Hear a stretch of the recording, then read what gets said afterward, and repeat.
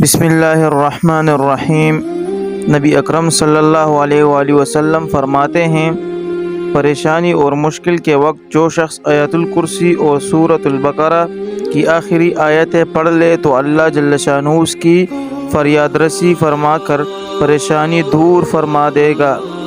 اور آپ صلی اللہ علیہ وسلم نے فرمایا، جو شخص لا الہ الا انت سبحانک انی کنت من الظالمین پڑھے گا، اللہ جل شانہ اس کی بے چینی دور فرمائے گا۔ اسی طرح نبی کریم صلی اللہ علیہ وسلم نے فرمایا، غم اور مشکل کے وقت اللہ ربی لا اشرک بہ شیئا پڑھا کرو، یعنی 2 مرتبہ اللہ ربی لا اشرک بہ شیئا۔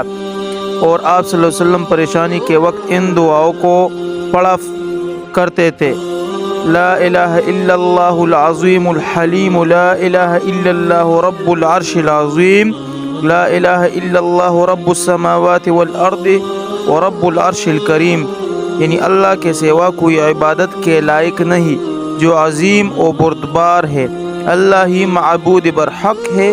جو عرش عظیم کا رب ہے، اللہ ہی عبادت کے لائق ہے جو آسمان و زمین اور بزرگ و برتر عرش کا رب ہے۔